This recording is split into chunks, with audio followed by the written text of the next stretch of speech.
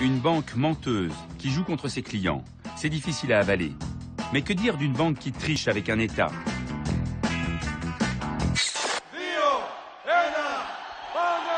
Le 1er janvier 2002, les feux d'artifice embrasent le ciel d'Athènes.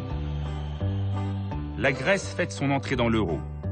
Si le petit pays du Sud rejoint le club des pays riches, c'est parce qu'il répond désormais aux critères européens. Le pays a su réduire sa dette. Mais en réalité, la Grèce a maquillé ses comptes. Et c'est encore les banquiers de Goldman Sachs qui l'ont aidé en trichant. La banque a proposé un pacte. Elle rachète une partie de la dette contre un prêt secret. Le tour de passe-passe a réussi. Mais la Grèce en paye aujourd'hui le prix. Elle n'était pas aussi solide que prévu. Elle a faussé son bilan et Goldman Sachs en est le principal complice. Aider un État à tricher sur ses comptes publics, c'est extrêmement grave. Imaginez une PME-PMI faisant la même chose, c'est immédiatement le tribunal correctionnel. Tricheuse, menteuse, la ligne rouge est franchie depuis longtemps. Certaines banques vont pourtant encore plus loin. C'est encore le sénateur américain Carl Levin.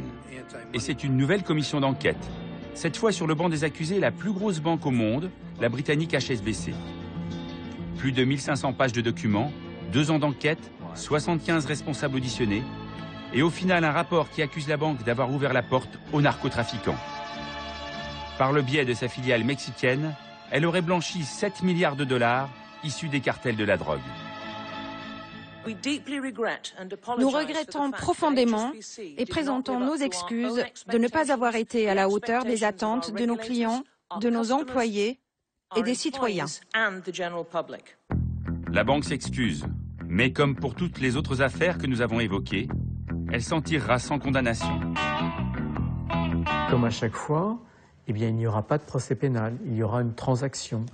La banque va payer une très grosse amende, quelques centaines de millions de dollars, peut-être 1 milliard, mais la banque continuera à fonctionner. Il faut bien comprendre que si on veut que les fraudes dans le domaine bancaire cessent, il n'y a que 2 solutions. Premièrement, envoyer en prison certains banquiers, et deuxièmement, retirer des licences